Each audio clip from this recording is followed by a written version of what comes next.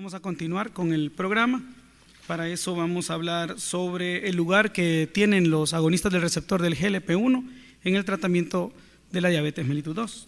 Para eso vamos a llamar al doctor Francis Ruiz Salazar, es un médico endocrinólogo de origen costarricense, ¿verdad? En su cartilla curricular es licenciado en Medicina y Cirugía de la Universidad de Costa Rica, especialista de endocrinología también de la Universidad de Costa Rica.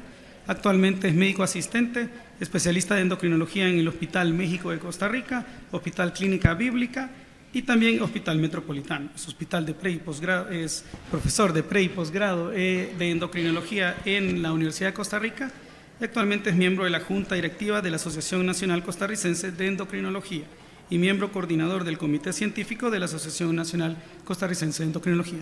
Con ustedes el doctor Francis Ruiz Salazar. Bueno, muy buenos días. Primero que nada, pues, agradecerles a todos ustedes el hecho de estar acá y pues para mí realmente es un honor compartir con ustedes el día de hoy. Estoy seguro que vamos a hablar de varios aspectos que ya ustedes han escuchado, que ya reconocen, pero no está de más siempre recordarlos y pues ver qué pequeños detalles nuevos hay, porque si ustedes se han percatado, el mundo del GLP-1 es quizás uno de los más cambiantes. Esto siempre es medicina en evolución y realmente estamos en una etapa bastante atractiva desde el punto de vista de opciones terapéuticas para nuestros pacientes. Ok, bueno, vamos a arrancar cuál es el rol que tiene actualmente en diabetes y vamos a ver un poco de perspectivas a futuro. Bueno, dentro de los objetivos que queríamos conversar el día de hoy, vamos a ver un poco del tema de eficacia, que esto creo que más que todo va a ser un repaso, porque estoy convencido que ustedes lo saben. Un poco de la protección cardiovascular, ampliamente hablada y reconocida desde el inicio de los estudios de seguridad cardiovascular con GLP-1. Las futuras aplicaciones, tanto en diabetes como no diabetes, y algunas consideraciones especiales que hay que tomar en la práctica del día a día. Bueno, si nosotros vemos esta gráfica, ya ustedes la han visto muchas veces. Este es el flujograma del ASD y el ADA actual del 2024. Y aquí lo que quería resaltar es que si ustedes se dan cuenta, el GLP-1 tiene una posición privilegiada. Es quizás uno de los medicamentos que más ha escalado desde el punto de vista de indicaciones debido a los robustos sus resultados. Y vean que estamos no solamente en los pacientes que ya tienen enfermedad cardiovascular establecida, sino también a los que tienen múltiples factores de riesgo. Y nos vamos a dar cuenta que han venido ganando terreno desde el punto de vista renal. O sea, los pacientes que tienen enfermedad renal relacionada con la diabetes, nos vamos a dar cuenta que ya vienen como a posicionarse como ese último pilar para el control de esta condición. Definitivamente son de las estrategias más potentes que tenemos, inclusive superando la insulina en cuanto a lo que respecta a reducción de hemoglobina glicosilada. Y definitivamente, como ustedes saben, son la estrategia también más potente que tenemos en la actualidad para los pacientes con diabetes que requieren adicionalmente control de peso. Entonces vean que realmente está diseminado en todo el flujograma los análogos de GLP-1. Bueno, ¿y esto por qué es importante? Vean que al final del día, a pesar de que todos los años sacan guías nuevas, a pesar de que siempre hablamos de diabetes, la investigación va evolucionando en esta enfermedad. Vea que si hay algo que no hemos logrado hacer en lo más mínimo en estos últimos 20 años es aplanar esta curva. Realmente, si nosotros vemos realidades como la nuestra, tal vez voy a hablarles un poco de Costa Rica, nosotros ya vamos acercándonos al 15% de la población general que vive con diabetes, y con estas proyecciones de IDF, nosotros vamos a tener un crecimiento en la región SACA de más del 50%. Entonces, realmente no va a haber forma en la que nosotros en el día a día no vayamos a lidiar con un paciente que vive con diabetes mellitus. Pero bueno, ¿qué es lo que usualmente genera un poco más de alarma? Esos son los datos del estudio Discover. Eso es un estudio que se realizó para tratar de ver cuál es la realidad nuestra, centroamericana, con respecto al control de la diabetes. Y si nosotros nos enfocamos en A1C, y estos son datos específicos de Costa Rica y Panamá, vean que realmente son muy poco halagüeños. En este momento, en la actualidad, entre Costa Rica y Panamá, pero eso nos damos cuenta que se traslapa a la región, apenas una tercera parte de los pacientes tienen una A1C en menos de 7. Y vean que ni siquiera es que estamos siendo no estamos siendo ambiciosos y estamos poniendo 6.5, estamos poniendo 7. Entonces, a pesar de las múltiples guías, de todos los días hablar de diabetes, de haber múltiples congresos que solo se hablan de diabetes, seguimos quedando en deuda con nuestros pacientes. Entonces, realmente, estrategias potentes que nos permitan reducir esa brecha van a ser siempre más que bienvenidas. Y ahí es donde vienen encajando los análogos de GLP-1. En cuanto a eficacia, esta es una publicación del 2022 que trató de armonizar todas las reducciones de A1C de los diferentes grupos.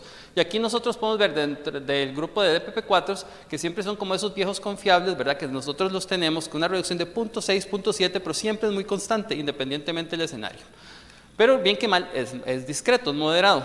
Tenemos ahora los inhibidores de SGLT2, que de igual manera están ahí 0.6, 0.7, depende de donde nosotros lo leamos, que tienen la limitación de que, si bien como lo acaba de comentar el doctor Molina previamente, son fármacos modificadores de la enfermedad, si su control glicémico se va perdiendo conforme va cayendo la tasa filtrado glomerular. Entonces siempre tenemos que jugar con esa arista en la cabeza.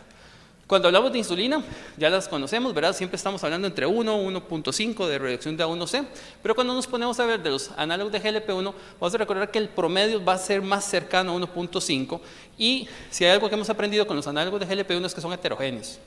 Y en esa heterogeneidad existen moléculas más potentes que otras. Y como ustedes saben, a la fecha, de los análogos puros, el semaglutide es por mucho el más potente, con reducciones que van llegando hasta 1.8 en los estudios de 1 miligramo, y cuando hablamos del Sustain Forte, ya vamos llegando cercanos al 2%. Entonces vean que sí son estrategias que son robustas, que son potentes, pero si uno quisiera como trasladar esto al paciente, una manera de visualizarlo es tal vez qué tanto le ahorramos insulina o la necesidad de insulina a nuestros pacientes.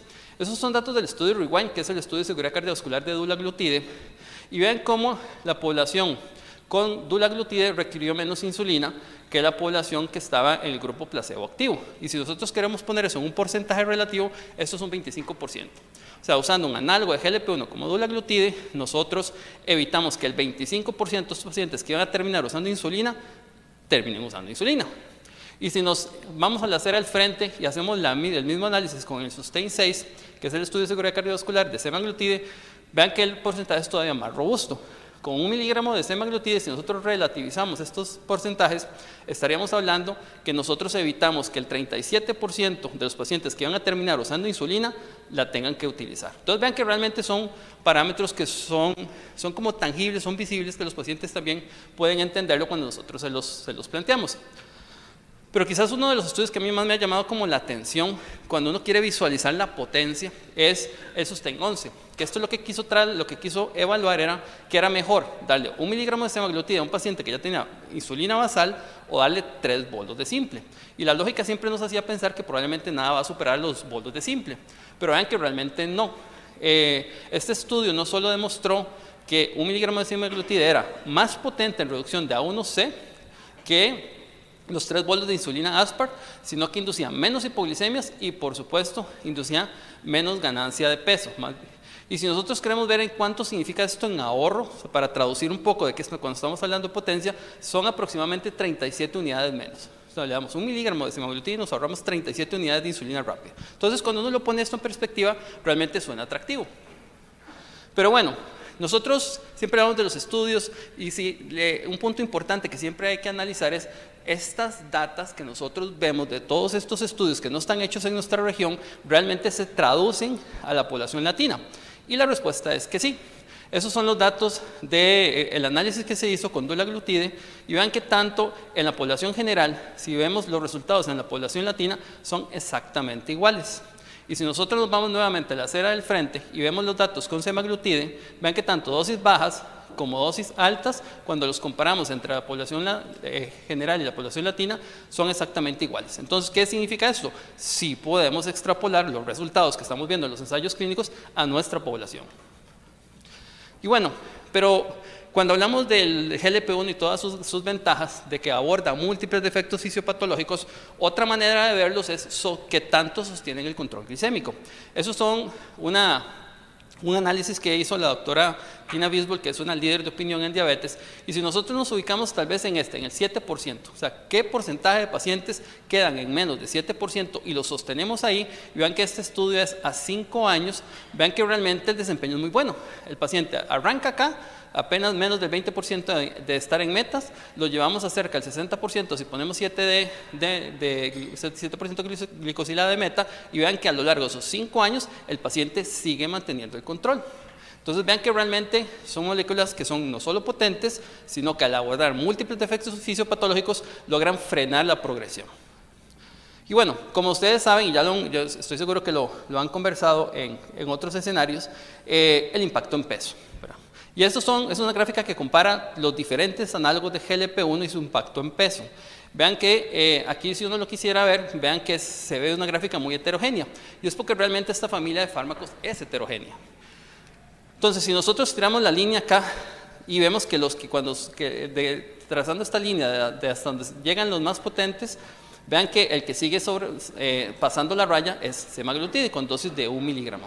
Pero igual, si nosotros queremos ver esto como en estudios cabeza a cabeza, que es como la mejor comparación que tenemos nosotros entre un fármaco y otro, está el Sustain 7, que como ustedes saben es un estudio que comparó cabeza a cabeza, buscando eficacia en control glicémico, semaglutide, las dosis bajas y altas contra las dosis bajas y altas de dulaglutide.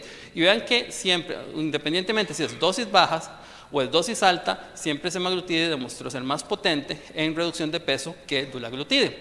E incluso, si nosotros comparamos la dosis alta de dulaglutide contra la dosis baja de semaglutide, inclusive en este escenario impacta más peso. Entonces vean que sí tienen sus factores diferenciadores entre una molécula y otra. Ahora bien, hablando un poco del riesgo cardiovascular, que esto ha sido como la tónica de este congreso, porque realmente es fundamental, es lo más importante. Ya nosotros, recordemos, no estamos pensando solo en ver cómo metemos al paciente en meta de 1C, sino también que tenemos que visualizar qué otro beneficio le estamos ofreciendo a esta población. Entonces, para ponernos en perspectiva, ese es un estudio que es bastante conocido, es el estudio Capture, son más de 10,000 pacientes, y aquí lo que nos enseñó es de qué tanto viven los pacientes con diabetes y enfermedad cardiovascular, y vean que es casi una tercera parte de los pacientes que ustedes van a ver, o sea, 3 de cada 10 de los que ustedes van a ver la siguiente semana ya tienen enfermedad cardiovascular establecida. Y si uno ve esto y recuerda las guías que desde el 2018 ya se modificaron y estamos pensando en cardio y nefroprotección, uno esperaría que realmente estos pacientes estuvieran ya con fármacos de nefroprotección. Y vean que una de las cosas que más llamó la atención del Capture es que, a pesar de que el paciente tenía enfermedad cardiovascular establecida, apenas 1 de cada 5 recibía un fármaco cardioprotector. O sea, la brecha que tenemos que cubrir realmente es bastante amplia. Entonces, todos estos foros creo que nos ayudan a volver a poner en perspectiva que tenemos que clasificar a los pacientes, porque esto debería haber sido el 100%, y vean que es apenas el 20%. Pero bueno, este es el último metaanálisis del análogo de GLP-1 puros, ya no van a ver más porque no hay otros corriendo, que es el que hizo el doctor Navid Sattar en la Universidad de Glasgow. Él lo que acuñó fueron todos los estudios que se habían publicado de seguridad cardiovascular con GLP-1 y valoró cuál era el impacto en MACE. Y vean que como familia es una reducción de un 14%. Pero si nosotros queremos poner eso en perspectiva, y ya que hemos hablado que son familias heterogéneas, vean que no todos se desempeñan igual. Entonces, cuando nosotros hablamos del Sustain 6, que fue el estudio de seguridad cardiovascular con semaglutide, ven que tuvo una reducción del MACE del 26%, que a la fecha es la reducción más robusta que ha tenido un estudio de seguridad cardiovascular de cualquier índole de los que están actualmente comercializados. Vean que con un NT bastante atractivo de 45. Y si nosotros utilizáramos estos datos y se hiciera un análisis desde el punto de vista de proyección, ¿qué pasaría si en lugar del Sustain 6 haber durado 2.1 años, hubiera durado 5 o 6 años? Y vean que ese NT cae hasta 16. Entonces, lo cual nos habla mucho del impacto que tenemos desde el punto de vista de control cardiovascular en esta población. Pero bueno, si pasamos del MACE y vamos a el marcador de MACE que más jala el resultado en los análogos de GLP-1 es ictus. Y esto lo habíamos empezado a ver desde datos como el del Sustain 6. Vean que como familia es un 17%, pero nuevamente cuando vemos los datos de Sustain 6 en ictus no fatal, vean que nuevamente no hay una reducción más robusta que se haya documentado en un estudio de seguridad cardiovascular que este 39%. Y esto ha sido tanto así que motivó a la Asociación Americana de Endocrinólogos Clínicos a sacar de aquí, de este cajón donde estaban todos los marcadores de MACE, todos todos los eventos MACE a que había que sacar a ictus en una categoría aparte, porque en ese escenario realmente el desmarque lo tenía el GLP-1. Entonces, en este momento, si el paciente ha tenido un evento cerebrovascular, isquemia cerebral transitoria, realmente se va a beneficiar de un GLP-1, no tanto de un SGLT2, cuando queremos impactar ese marcador de MACE. Y bueno, esto ha generado, porque esto es algo reciente, esto es del año pasado, esto ha generado que se modifique y que se hagan análisis de vida real, ¿verdad? Que cuando nosotros hablamos de estudios de vida real, yo siempre los visualizo, se lo digo a los residentes, que es como el control de calidad de un ensayo clínico. O sea, lo que nosotros vimos en un escenario muy controlado, lo tiramos a la población general. Si realmente ese fármaco es así de potente como dice ser, se tiene que desempeñar parecido. Y vean que no es la excepción. Este es un análisis publicado este año con respecto a cómo se desempeña en vida real semaglutide en los pacientes en cuanto a reducción de ictus. Y esto es en la población diabética general y la diabética con enfermedad cardiovascular, o sea, los diabéticos más enfermos. Y vean que la reducción, estamos hablando aquí es un 37% y aquí es un 55%. Entonces vean que sí realmente podemos estar traslapando lo que estamos viendo nosotros en la actualidad con los estudios de seguridad cardiovascular. Pero bueno, ahora el doctor Molina también comentaba un poco con que cuando uno compara muchas veces las reducciones de MACE tienden a ser, pueden que las veamos relativamente similares. Por ejemplo, LEADER es un estudio que la reducción de MACE fue un 13%, en PAREC fue como un 12%. Pero vean que cuando uno tiene que tomar la decisión, un marcador muy importante es el NNT. Y vean que a mismas reducciones de MACE, vean que los NNT en general para la familia, los GLP-1, son muchísimo más robustas que para los SGLT2. Entonces, estos son factores que nosotros nos permiten tener como estos criterios de juicio para poder definir entre una molécula y otra. Ahora bien, en cuanto a las perspectivas futuras, ¿hacia dónde vamos? Y aquí ustedes van a encontrar que hay todo un abanico de nuevas opciones, porque realmente se ha visto que el impacto en control inflamatorio que tiene el análogo GLP-1, el control que hace de los diferentes ejes neurológicos hacia los diferentes órganos, quizás sea el factor dominante en los beneficios que estamos nosotros viendo. Entonces, aquí estoy seguro que la doctora Paloma habló de esto, pero creo que es importante resaltarlo, porque en la actualidad, si nosotros vemos enfermedad renal del diabético, es el factor que más mortalidad genera a la población que vive con diabetes. Yo siempre se lo comento con los residentes, que cuando uno dice, bueno, ¿qué ser diabético cuánto me reduce la expectativa de vida? Aproximadamente 6 años. Si yo soy un diabético infartado, me reduce 12 años. Pero vean que si yo soy un paciente diabético no infartado, pero que tengo enfermedad renal crónica, mi expectativa de vida se reduce en 16 años. Y vean que actualmente, esto es una gráfica de la doctora Catherine Torrell, que es una de las líderes de opinión a nivel mundial en enfermedad renal del diabético. Vean que aproximadamente el 40% de la población que vive con diabetes ya tiene enfermedad renal crónica.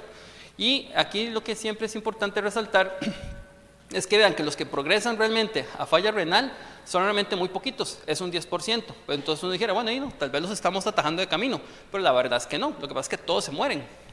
Más bien, todos esos pacientes que ustedes ven en diálisis son realmente sobrevivientes. Son ese 1 de cada 10 que logró llegar a un estadio de recibir soporte renal. Todos los demás se nos mueren. Entonces vean la magnitud de lo que hablamos nosotros del riesgo en esta población. Y bueno, porque esto sigue siendo un tema de discusión constante y todos los días van a ustedes estar hablando del tema de riñón y diabetes. Porque vean que al final, si nosotros a lo largo del camino hemos tratado de hacer las cosas en reducir el riesgo, vean que no lo hemos hecho tan mal. Hemos ido reduciendo ictus, infarto, amputaciones, pero si ustedes ven enfermedad renal crónica, sigue estando plana. O sea, no hemos logrado frenar la progresión de la enfermedad renal crónica y ya vimos lo que esto implica en mortalidad. Entonces, ¿cómo se desempeñan los análogos de GLP-1? Vean que realmente estos son datos, no son estudios dirigidos, estos son los datos que se recopilaron, eran puntos secundarios. Por ejemplo, este es del SUSTAIN 6, donde vean que hay una reducción de un 36% del evento compuesto, que realmente es una reducción bastante robusta. Y yo siempre uso esta gráfica porque realmente nosotros, y estoy seguro que lo comentaba la doctora Paloma previamente, nosotros tenemos como un pilar inamovible desde hace decenios los agonistas, los IECA y los ARA2. Y vean que no es mentira. Vean, por ejemplo, estos son los únicos 2 estudios en pacientes diabéticos puros con un ARA2, que es el RENAL y el IDNT, que ustedes ya lo conocen con iversartán y con losartán el renal. Pero vean que las reducciones son de 16%, 20%, que son robustas, pero cuando lo comparamos con los beneficios que estamos viendo con análogos de GLP-1, vean que vemos inclusive mejorías superiores. Entonces realmente creo que son fármacos que van a venir a hacer un desmarque desde el punto de vista de impacto de enfermedad renal. Y bueno, como ustedes ya habrán escuchado, ya está corriendo el FLOW. De hecho, ya terminó el FLOW. Es el estudio en pacientes diabéticos que tienen ya enfermedad renal crónica establecida. De hecho, tienen un aclaramiento promedio de 47 y una albuminuria más de 500. Vean que esos son pacientes que realmente sí tienen enfermedad renal establecida. El estudio todavía se va a presentar ahora en mayo, pero ya se hizo el preview, donde sabemos que el punto primario, que era la reducción de eventos renales, vean que es un 24%, o sea, inclusive desde octubre se tuvo que detener porque ya estadísticamente hablando el estudio era más que robusto, que los resultados eran positivos. Pero bueno, esto lo comentaba ahora el doctor Molina también, que es el impacto que ha tenido en falla cardíaca.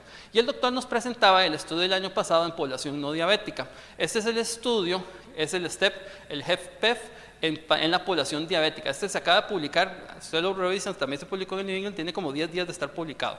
Pero vean que esta gráfica es muy similar a la que puso el doctor. Entonces, los pacientes diabéticos, a igual forma que los no diabéticos, han demostrado mejorías desde el punto de vista funcional en falla cardíaca con fracción de eyección preservada. Entonces, vean que se están abriendo otras líneas de investigación debido a la magnitud de los beneficios que estamos viendo con estas familias. Esto es algo que estoy seguro que han ido, que sale y se publican, sus pacientes se los preguntan. Estoy convencido que tienen que tener pacientes que les dicen: doctor, desde que estoy con análogo de GLP-1 ya no me dan ganas de tomar, ya no me dan ganas de fumar, ya no me dan ganas de uso de cannabinoides. Este es un estudio, y hay muchos, ustedes se van a encontrar montones, donde se ha visualizado, este es específicamente en diabéticos con uso de cannabinoides o la necesidad de empezar a usar cannabinoides o de persistir con el uso de cannabinoides, donde se ha visto que el uso del análogo GLP-1 reduce la magnitud o la necesidad de buscar estas drogas. Y si ustedes buscan estudios de esto mismo con tabaco, encuentran lo mismo, lo buscan con alcohol, encuentran lo mismo. Entonces, lo que se cree es que hay un control de estos mecanismos, hay un corte, una atenuación de los mecanismos de recompensa que genera fumado, alcohol y drogas. Entonces, esto es una línea de investigación que va en curso también, tanto en diabéticos como en no diabéticos. Viendo el tema de peso, esto también se ha conversado durante el simposio. Vean que ese es un estudio prueba de concepto de semaglutide con dosis diarias para impactar hígado graso. Entonces, ellos tenían dos puntos. El punto primario era que se resolviera el NASH sin empeoramiento de fibrosis o que mejorara la fibrosis sin empeoramiento del NASH. El punto primario se alcanza, que era estos pacientes por un año se les dio una dosis diaria de semaglutide hasta 0.4 por día y se visualizó con biopsia inicial y biopsia final que los pacientes mejoraban los marcadores de NASH. Pero lo que todavía no hemos logrado, y en esto todavía es evidencia que está en evolución, todavía lo que no hemos logrado impactar de forma significativa ha sido fibrosis, que obviamente es uno de los que más nos interesa. Pero vean que vamos en la dirección correcta. Y bueno, esta gráfica solo es para representar todas las otras líneas de investigación que hay actualmente con los análogos de GLP-1. Entonces, hay estudios que van dirigidos a enfermedad arterial periférica, los estudios en la parte neurológica, principalmente Alzheimer. Recientemente se acaba de publicar un estudio que se llama el LIXI-PARC, que es con lixisenatide y Parkinson, que ha demostrado frenar la progresión. Entonces, vean que realmente hay mucha investigación que va orientado a controlar otras enfermedades más allá que solo la diabetes. Pero bueno, ¿cuáles serían? Ya esta es la parte final. ¿Cuáles son las consideraciones especiales? Como detalles que también estoy seguro que les pueden preguntar sus pacientes que lo han leído en diferentes medios, sea de prensa, sea de redes sociales. Por ejemplo, retinopatía. Entonces, esto es un tema que salió y surgió desde el SUSTAIN 6, ¿verdad? Cuando salió que se visualizó que había un aumento de riesgo de retinopatía en los pacientes con alto riesgo cardiovascular que ya tenían retinopatía de base. Entonces, se han hecho estudios, se han hecho análisis más robustos y este es uno de ellos donde tomó todos los estudios con GLP-1 y lo que nosotros sí sabemos es que si ustedes ven acá no hay un aumento que sea estadísticamente significativo, pero sí va en la dirección de que tenemos que tomar en cuenta retinopatía. Entonces, ¿qué es lo que significa esto acá? Si tenemos pacientes diabéticos muy mal controlados y vamos a utilizar una herramienta potente como un GLP-1, sí tenemos que tener cierta cautela, y la recomendación es, básicamente, estos pacientes deberían tener un fondo de ojo antes de iniciar un análogo GLP-1, porque de tenerlo, nosotros, del paciente tener retinopatía, nosotros tenemos que ser un poco más cautos. ¿Y qué significa ser más cautos? Que probablemente tenemos que empezar más despacio, irlos titulando de una forma más pausada para tratar de minimizar el riesgo de retinopatía. Pero entonces, ¿qué es lo que nos dice esta gráfica? Que tenemos que tener en mente que eso hay que irlo a buscar siempre. Entonces, pero parece ser que no es significativa la diferencia aún, pero sí hay cierta tendencia, probablemente en poblaciones especiales como las que tienen peor control crónico. Esto es algo que preguntan muchos los pacientes, no sé si les ha tocado a ustedes, por ejemplo, cuando el gastroenterólogo dice que tenemos que hacer una gastroscopía, pues se saca un análogo GLP-1, yo no estoy seguro qué vamos a hacer. Bueno, la realidad es que en la actualidad no hay una recomendación clara, mucho es consenso de expertos, mucho es como opiniones o prácticas de cada uno de los médicos o los centros, pero lo que sí es una realidad es que el ennetecimiento, el vaciamiento gástrico sí nos obliga a tener más cuidado cuando se van a hacer procedimientos endoscópicos, porque el riesgo de broncoaspiración sí se ha visto que va ligeramente en aumento. Entonces, ¿esto qué significa? ¿Hay algún lineamiento que se esté en este momento como consolidado? La realidad es que no. Pero sí es un tema que tenemos que considerar. Muchas personas lo que hacen es que lo suspenden una semana, 10 días antes, pero a veces el hecho de suspenderlo en pacientes de muy difícil control nos limita en el sentido de que se los pueden descompensar, y eso también ha aumentado la tasa de suspensión de procedimientos. Entonces, realmente, esto es una consideración que tenemos que tomarla en cuenta. Sí se está publicando mucho, parece que sí hay una relación y tenemos que tener cuidado. Esto también lo preguntan muchos pacientes, cáncer de tiroides. Realmente todos sabemos, ¿verdad?, que la relación que sí está muy establecida es con el carcinoma medular de tiroides, que de hecho es una de las pocas contraindicaciones que tiene un análogo de GLP-1. Pero en cáncer de tiroides en general, hay una publicación francesa que tal vez fue la que empezó a dirigir un poco de que tal vez sí puede haber un potencial riesgo, pero este es un análisis reciente que se hizo en países escandinavos, que como ustedes saben tienen muy buenos registros médicos, y realmente la realidad es que no, el tema de cáncer de tiroides en general y análogos de GLP-1 sí tenemos nosotros que utilizar, tenemos que educar a nuestros pacientes y quitarles ese temor, porque realmente es algo que es muy tangible en la población, porque ellos muchas veces no saben hacer la diferenciación entre un medular y un papilar, pero realmente en términos generales sabemos que no aumenta el riesgo de cáncer de tiroides. Esto fue todo un boom noticioso hace unos meses, que principalmente porque el sistema sanitario de Islandia hizo el reporte de 5 casos en pacientes donde se decía que por el uso de GLP-1 habían aumentado ideación suicida y suicidio. Entonces realmente se corrió a hacer un análisis, y la realidad es que no. O sea, obviamente no estamos pensando que el análogo GLP-1 es un protector de ideación suicida o un protector de suicidio, pero la data más bien sugiere que está en el lado contrario, y vean que con significancia estadística. Entonces el punto y el mensaje tal vez con esto es de que no podemos decir, y eso sí, ya varias sociedades científicas ya han quitado ese warning que tiene con respecto al suicidio, porque realmente estos datos son muy robustos en dejar claro de que efectivamente eso no es una realidad. Entonces, ya como mensajes finales, pues las guías realmente han colocado en una posición privilegiada los GLP-1 desde un inicio. De hecho, yo creo que ha sido la familia de fármacos que más ha escalado en priorización a nivel de guías internacionales.